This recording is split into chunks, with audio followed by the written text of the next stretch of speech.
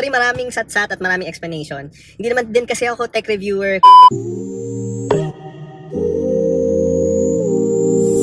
Hi everyone, it's Kuyskiko. Today is October 4, Monday, and pupuntahan natin si Ronet later on kasi from Manila, uuwi siya dito. Dala-dala niya na yung unit natin, yung in-order ko. Actually, nag-pre-order ako ng phone na to about more than a week ago. Na-explain ko na to before, pero explain ko na lang ulit. So, the reason kung bakit meron na sa Green Hills nung ating iPhone 13 Pro Max is because sa iba't ibang bansa, meron silang kanya-kanyang Apple stores. May Apple Store Hong Kong, may Apple Singapore, ganyan. Pero wala pang Apple Philippines, no? Meron tayong mga authorized resellers dito, kagaya ng Power Mac, The Loop, Switch, Beyond the Box. Kaya din, delayed sa atin dito sa Pilipinas ang availability ng mga bagong units ng Apple. Dahil nga wala naman tayong Apple Philippines pa. Yung mga authorized resellers na yun, I think mga last week pa nang kakaroon ng pre-order. So most likely mga November pa magkakaroon. And hindi rin talaga ako umu-order or bumibili sa authorized sellers kasi what I need is a dual SIM iPhone. Ever since ng iPhone 10 yata or iPhone 11, naka-dual SIM na kami ni Bim.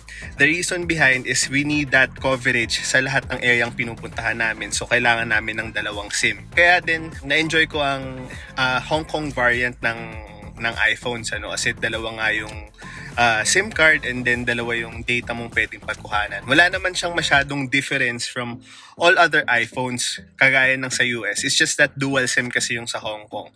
And wala rin ako nagiging problema sa warranty kasi yung Apple warranty niya, valid siya dito sa Switch natin. I-verify lang nila if it's a legit Apple product, and then once verified, pwede ka nang magpa-repair or magpagawa sa Switch under warranty, or kahit hindi na warranty, may bayad nga lang pag tapos na yung warranty mo. Hindi pa naman din talaga, as in never pa ako nagkaroon ng problema with all my iPhones ever since mga 6-7 years ago kay Ronet sa barkada o na yon.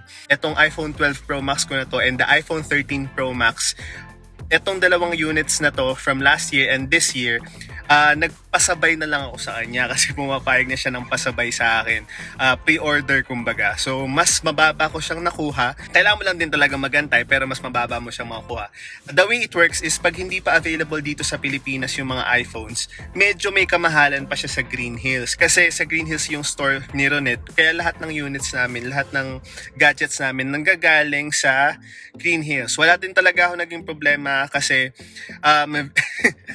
depende din sa mabibilhan nyo kung sasabihin kung resealed yon or activated na. But I always get my units ng sealed and brand new and hindi pa siya na-activate. I always make sure na ako yung nag-activate ng phone ko.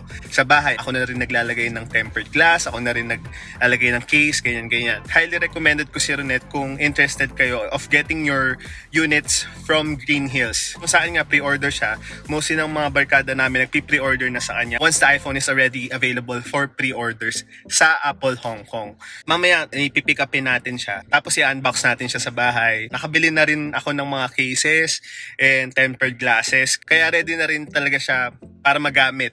Inaantay ko na lang talaga yung unit. And luckily, kaninang mga 9 o'clock na kasi ng gabi ngayon. Luckily, kaninang mga 7, sabi niya, uwi na siya ng Gapan. So, dala niya na unit ko. So, I'll take you through our day kahit gabi na.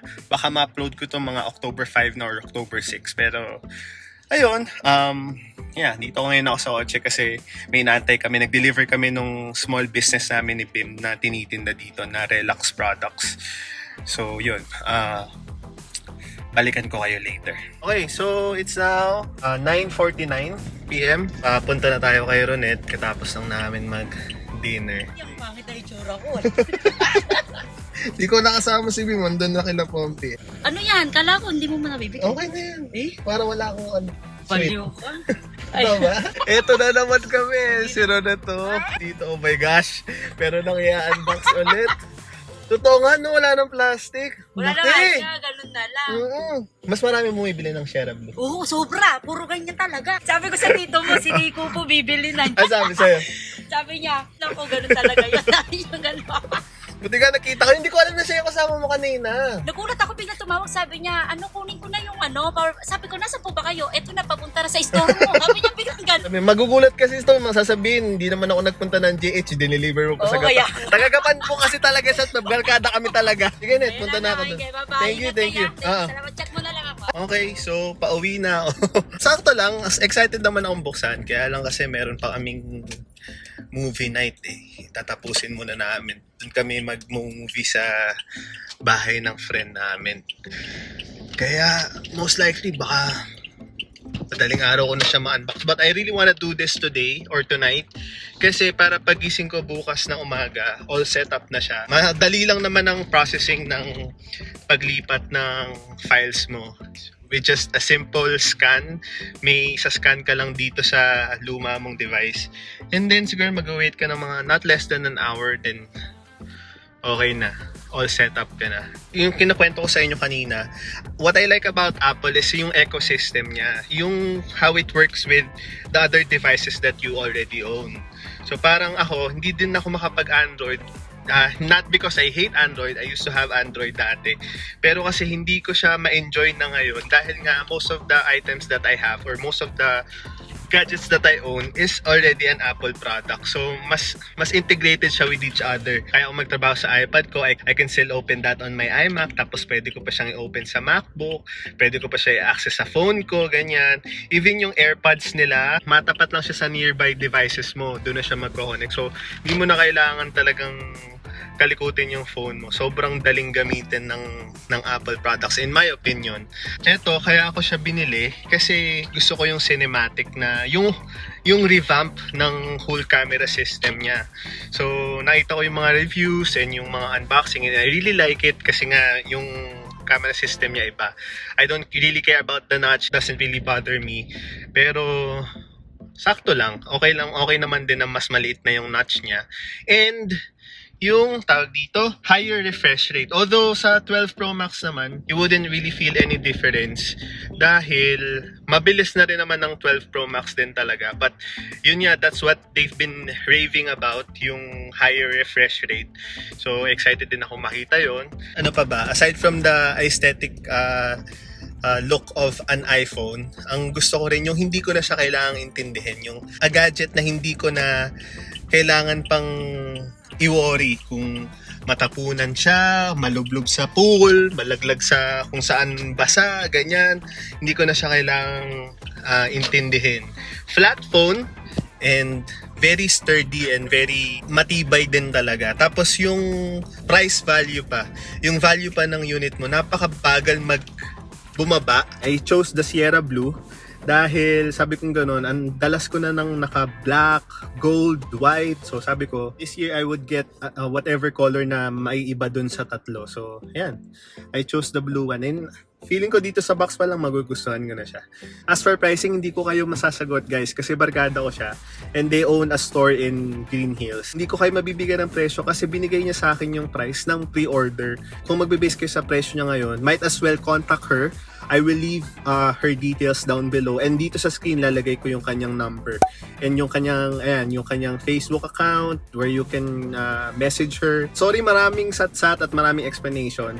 Hindi naman din kasi ako tech reviewer. Kung may mga bagong nanonood dito, I'm not a tech reviewer. I make makeup videos for men, for guys. I make tutorials, makeup reviews, ganyan. But I really love Apple products. Kaya yung mga ganitong mga unboxing, finifilm ko din talaga kasi this is something that I do enjoy watching from other people.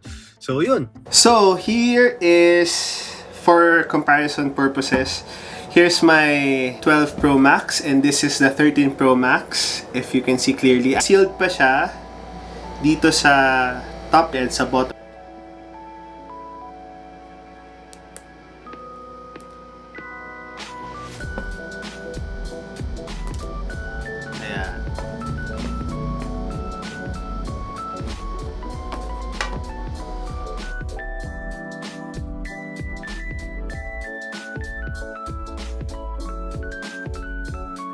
So by this time, nakapanood na kayo ng mga unboxing videos. So meron siyang sticker of course, your paperworks, and then your charger. So ito yung mga nabili ko from Shopee. Puro ring kit to. Tapos may bezos akong isa. Okay, lagay natin to.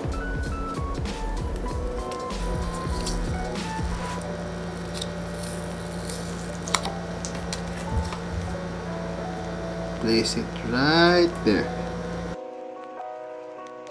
So, hindi pwede yung case mo sa 12 Pro Max mo sa 13 Pro Max kasi yung camera niya medyo malaki. Gamay na gamay yung ating MagSafe na charger. Ayan, nag-open na siya. Ayan, connecting na siya agad. Tapos, i-hover mo lang yung old phone mo dun sa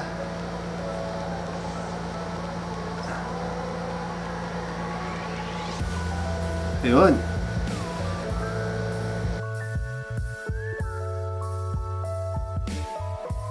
Okay, so tapos na yung ating transfer. So it took me about more than an hour kasi di ko alam kung bakit. Ang dami yatang, may problema yata mga apps ngayon.